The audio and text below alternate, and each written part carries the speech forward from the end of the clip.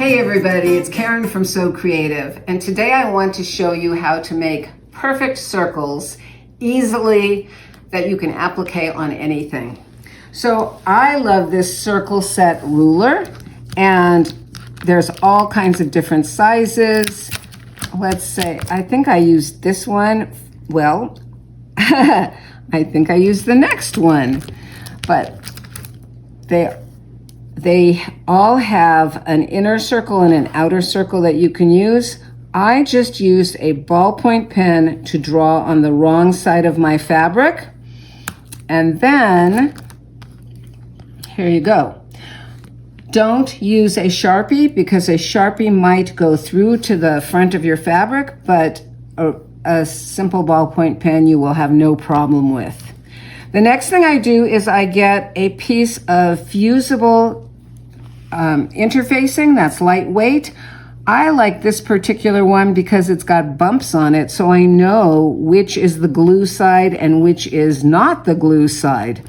What I'm doing is putting the right side of the fabric to the glue side of the interfacing. And I like to use these flat flower head pins because when I take it to the sewing machine, I don't have a bump to go over. It's very easy for me to sew.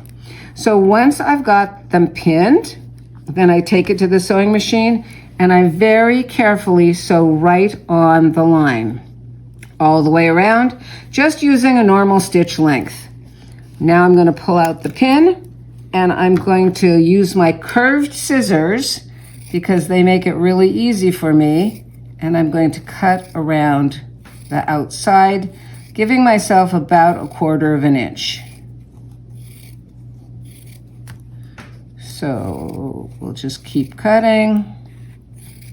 And then because this is a curve, I'm going to cut in toward the seam allowance, but I'm going to be very careful not to cut into my stitching.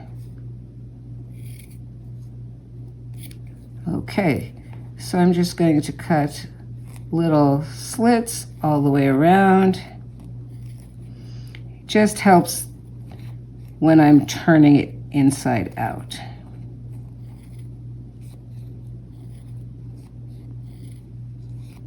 You can see how quick and easy this really is.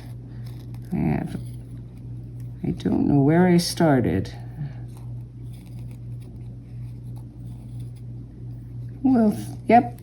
Okay, now I'm going to turn it over and very carefully I'm going to stab into the fusible, but not into my good fabric.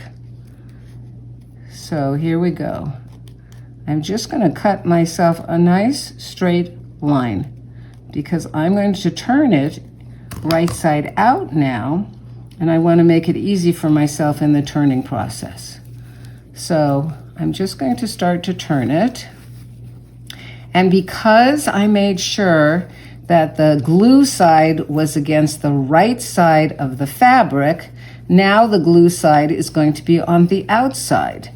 And I really like to use this turner because it's got a nice sharp point, but it doesn't poke through my fabric.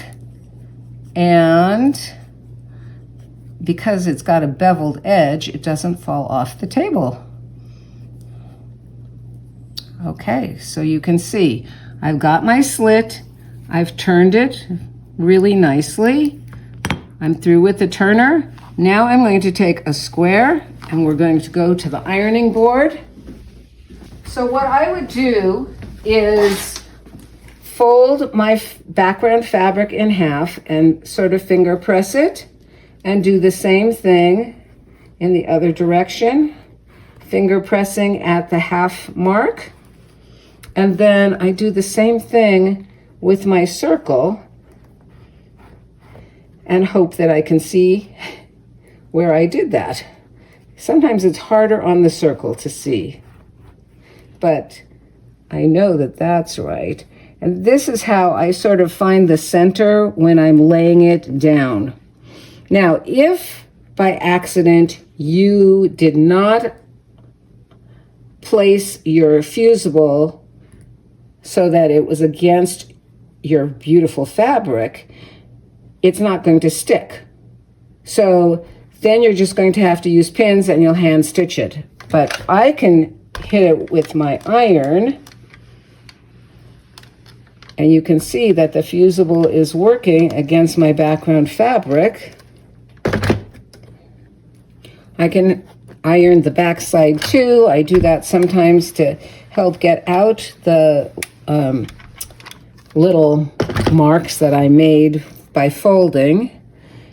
And there it is. It's fused to the background. Now, of course, I would either top stitch it down, or I would do a hidden stitch as I go around it to applique it in place. But you can see, I did this one earlier today. It's going to hold while I sew.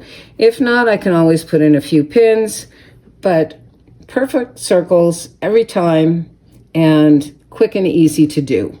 Thanks for watching. We'll see you next time.